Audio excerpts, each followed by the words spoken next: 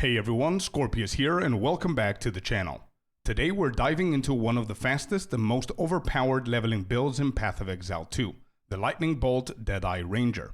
This build is not only insanely fast but also simple and fun to play, making it perfect for blasting through the entire campaign in just a few hours. Whether you're switching to new main, leveling an ult, or tackling the game for the very first time, this guide will walk you through everything that you need to know to power through the campaign with ease. But before we dive into all the details, don't forget to subscribe to the channel and turn the notifications on so you don't miss the follow-up endgame version of this build and other Path of Exile 2 guides and content. Now that that's out of the way, let's kick things off with the gameplay. The core goal of this build is maximizing damage and movement speed, allowing us to clear the zones in an incredibly fast pace.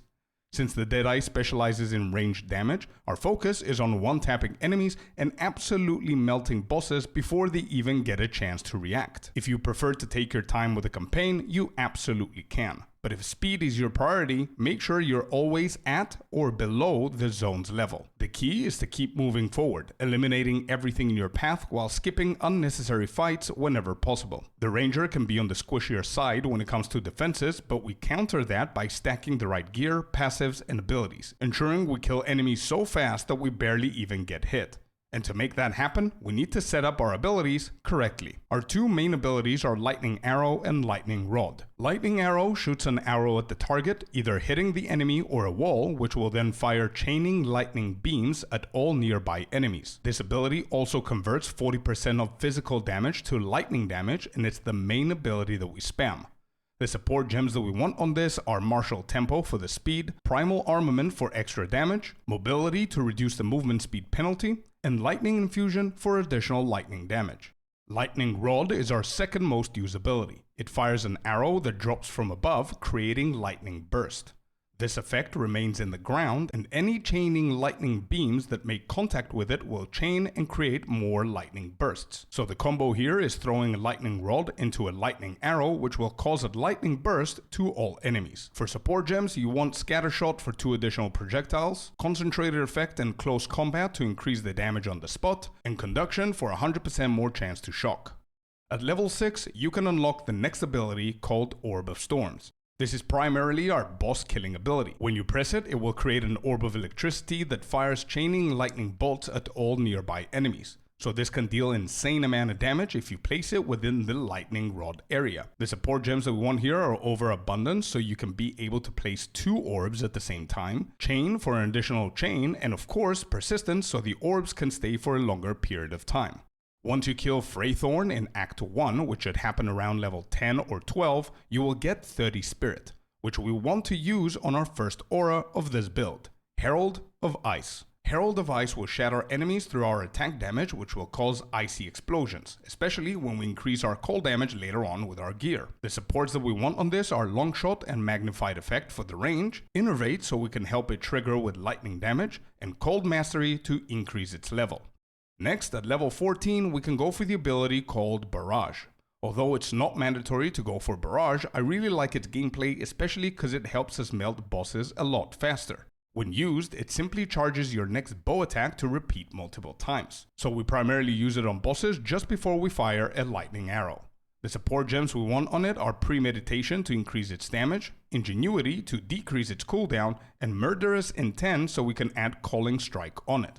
Our 6th ability is once again only used for boss encounters, and we can unlock it at level 22. Conductivity is a curse that you can apply to the enemies to significantly lower their lightning resistance, making us deal more damage with our lightning spells. The support gems we want on it are Cursed Ground, so you can simply use the curse on the ground, which will affect anything that's on it, and Heightened Curse to empower it.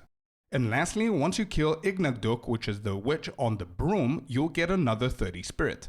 We'll use that to get ourselves Wind Dancer, which is a great defensive aura that provides us with a good amount of evasion. For support gems, you can go with Blind and Maim for starters, but when you unlock the final 40 spirits in Cruel difficulty, you can also add Cannibalism and Clarity on it for health and mana regen.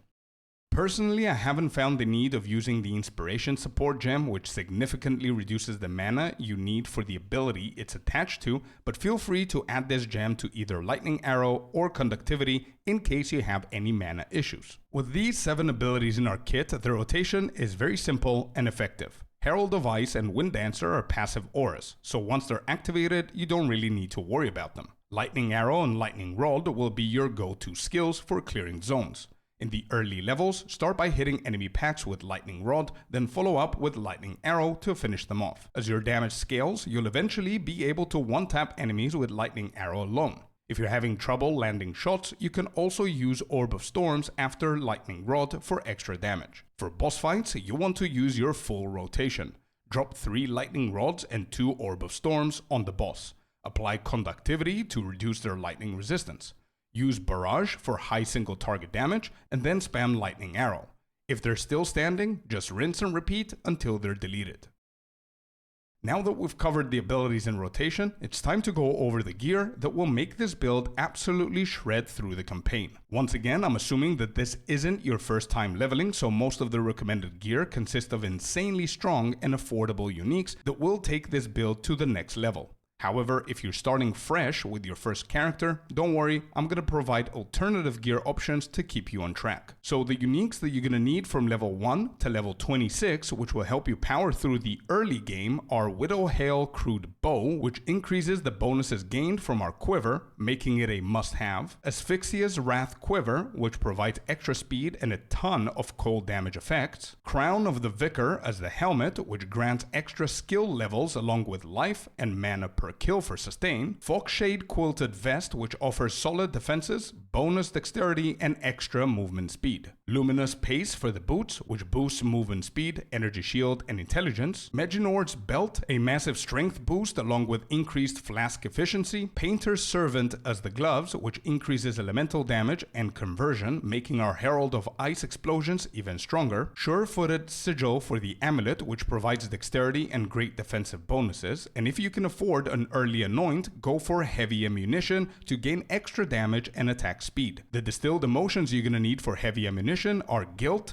greed, in that specific order. And for the rings, you want to look for ones with flat fire and lightning damage to attacks, along with dexterity, intelligence, and mana regen if possible.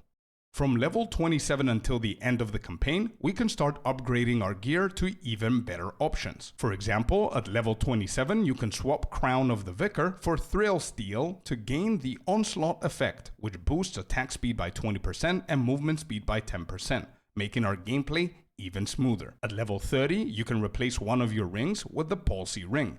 This is a must-have at this stage as it significantly enhances Herald of Ice, allowing it to explode entire screens. This swap becomes more effective at this level due to our improved gear and updated skill tree nodes. At level 33, you can switch to Bushwhack Lizard Scale Boots for a massive 25% movement speed boost, high evasion, and extra dexterity. Around level 40 to 45, you can look for a better quiver with optimized stats, such as flat fire and lightning damage, projectile speed, attack speed, dexterity, and additional levels to projectile skills for more power. And around the same level, you can find a stronger second ring, with flat fire and cold damage to further amplify Herald of Ice's triggers, plus extra intelligence and evasion rating for survivability. The runes that I use for both early and late gear setups are the Soul Cores to stack elemental resistances, while ensuring your bow has either attack speed or crit chance for maximum efficiency. With these upgrades, your build will continue blazing through the campaign at top speed. But if you cannot afford these uniques or you're leveling up for the first time,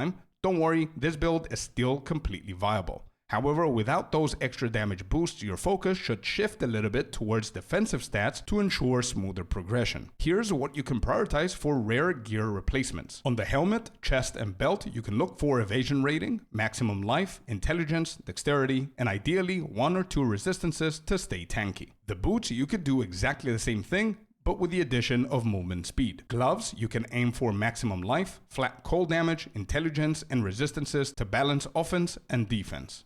Rings and the amulet, you can prioritize flat fire, cold, or lightning damage, maximum life, and attributes, dexterity and intelligence, for scaling. For the bow, since our main abilities convert physical damage into lightning, you can focus on flat physical and cold damage, increased physical damage, attack speed, and projectile skills level for solid scaling. And lastly, for the quiver, you can look for attack speed, projectile speed, flat cold damage, bonus damage with bow skills, levels to projectile skills, and either dexterity or intelligence to further boost performance.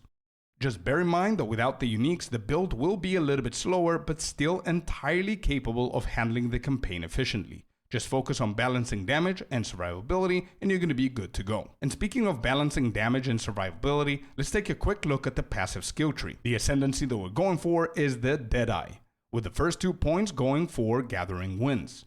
This will activate a brand new passive buff called Tailwind, which will increase your movement speed, attack speed, and evasion based on your consecutive attacks without being hit. Point 3 and 4 can go for projectile proximity with point blank as its choice to improve our hit damage. You can also choose to go the more defensive route, which is improving our tailwind with Wind Ward, which increases your defensives significantly. If you have all 8 ascendancy points within the leveling campaign, then you also want to go for Endless Munitions, which fires an additional projectile. If you want to unlock all 8 ascendancy points while leveling, then you can either have a friend run you through the final boss in Trial of Sekemes, or find a random booster for at least 1 divine. To be eligible for the run at low level, you simply need to make sure that you get to the point in the campaign where you unlock Trial of Sekemes. Then you can find someone to boost you and you unlock all 8 points in 1 run. For the remaining of the tree, we want to start things off with the first 5 points going to Honed Instincts into Blur for some extra speed and evasion. From there, we want to prioritize getting Master Fletching, Escape Velocity,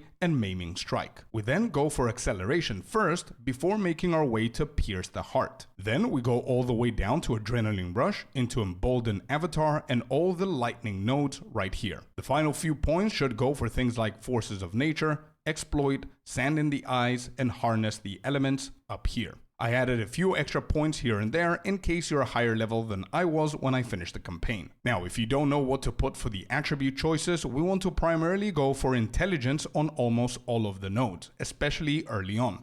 We need as much intelligence as we can so we can be able to use our abilities efficiently. However, this definitely depends on the gear that you have and how much intelligence you get from it as well. And lastly, to fully maximize our leveling potential, we can invest in a few decent jewels since we have a few sockets available. An emerald with lightning damage, critical damage bonus for attacks, attack speed with bows, and magnitude of shock can definitely boost your damage significantly. There are multiple other variations that you can go for, but this one is pretty cheap and works perfectly well for what we need at the moment.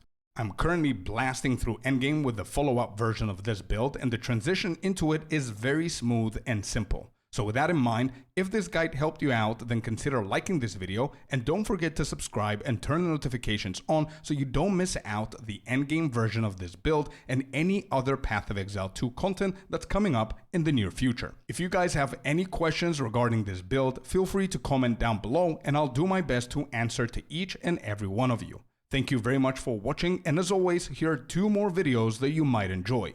See you on the next one. Peace.